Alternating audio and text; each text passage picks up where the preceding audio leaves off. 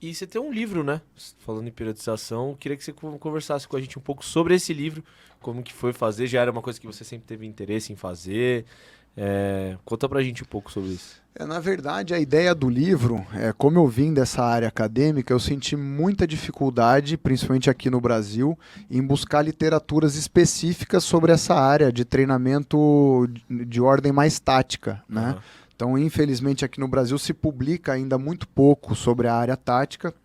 E eu pensei num aluno que estivesse entrando numa universidade, né, justamente tendo a dificuldade que eu tive, como que eu poderia contribuir, né, para poder atenuar essa dificuldade dos alunos que entrassem e tivessem interesse em seguir para essa área do futebol, né?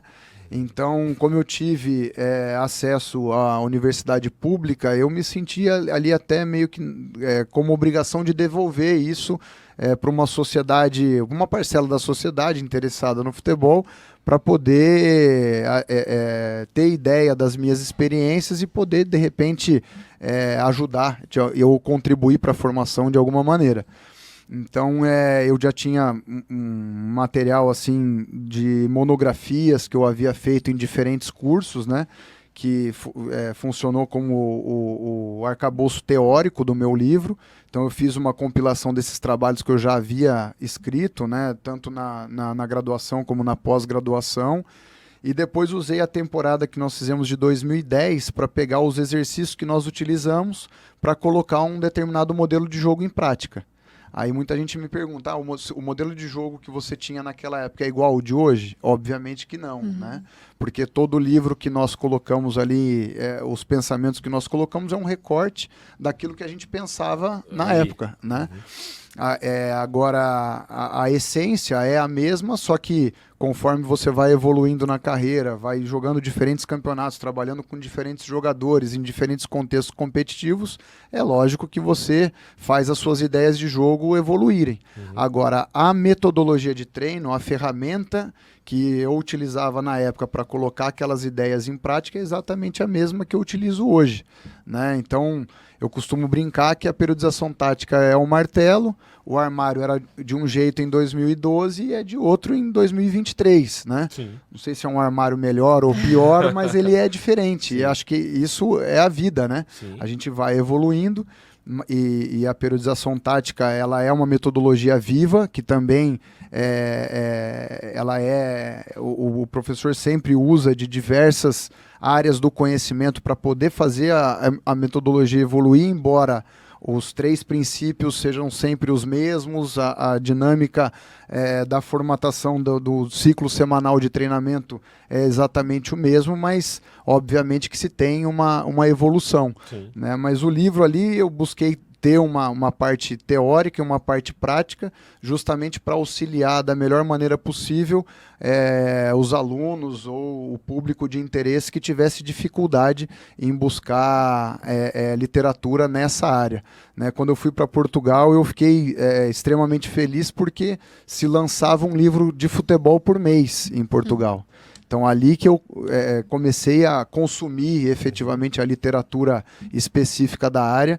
O Brasil tem um conhecimento tácito riquíssimo, mas que infelizmente não foi colocado em formato de livro, né? Não foi publicado. Então nós temos acesso a esse tipo de conhecimento porque nós estamos no mercado, mas não Vivendo se isso, tem né? isso publicado. E eu considero assim uma perda muito grande, né? Para a capacitação dos treinadores, para o entendimento do público externo do que é o nosso dia a dia, né? Talvez Isso é muito importante. se a gente tivesse mais informações, não se teria tanto julgamento errado, né, do trabalho de um treinador, de um jogador, de um dirigente, como se tem no Brasil, né? E é um ambiente muito tóxico, né? A gente vive um ambiente meio que de guerra em relação à imprensa, muitas vezes a alguns treinadores. E acho que quem perde nesse ambiente todo é o torcedor, que acaba, às vezes, não tendo sequência num trabalho, que acho que o nosso próximo assunto que eu queria perguntar para você. Você teve ali na Europa, né? Você tem esse conhecimento já de um tempo e vive no Brasil, trabalha no Brasil também. Por que que na Europa, se é que tem um porquê, existe uma paciência maior para um trabalho de um técnico e no Brasil a gente não vê? dos técnicos mais tops do mercado que a gente vê, aos que estão começando agora, a paciência é 5 jogos, não deu resultado, tchau. Por que acontece isso?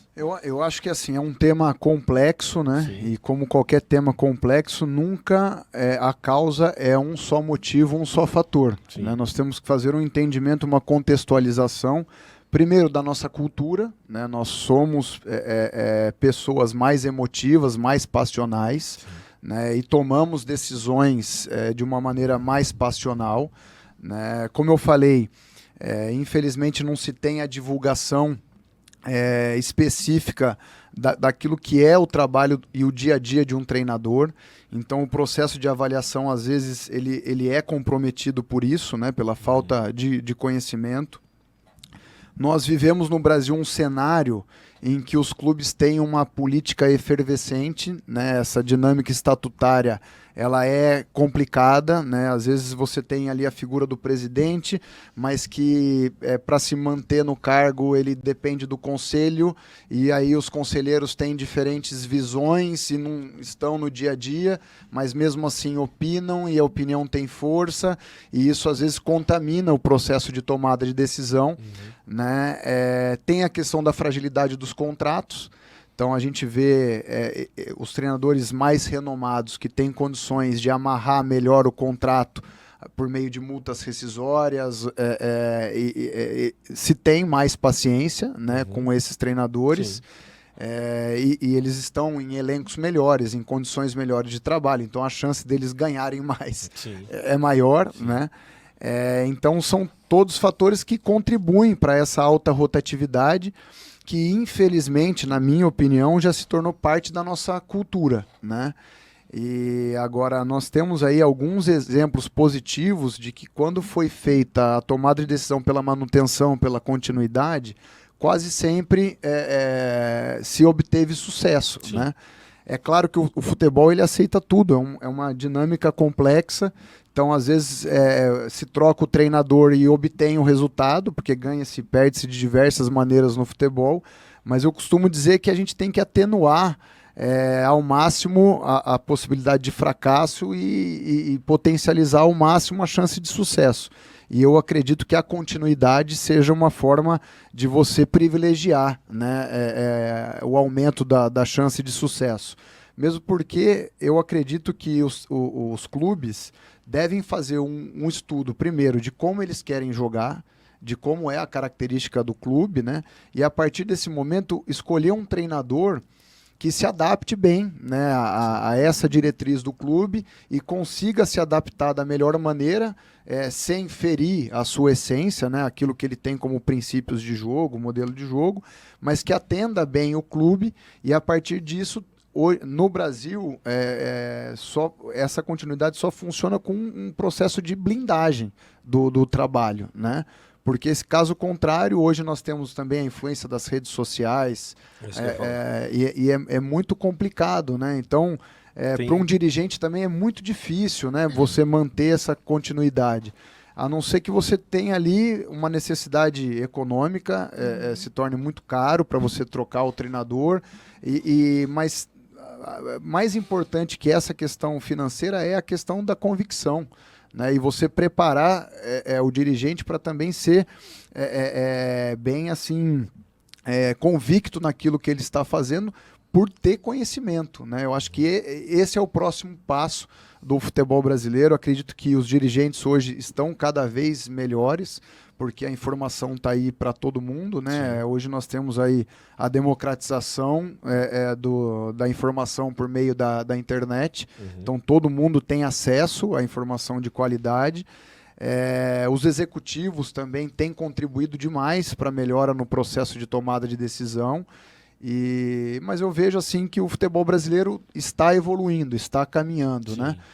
Teve essa questão da capacitação dos treinadores, agora o próximo passo é essa capacitação dos dirigentes, dos executivos, para que nós possamos tornar o futebol um ambiente cada vez mais saudável, né? Que é aquilo que nós almejamos. E sério, profissional, né? A gente vê a questão das SAFs e tal. Não que é salvação, porque você vê clube de SAF disputando para não cair.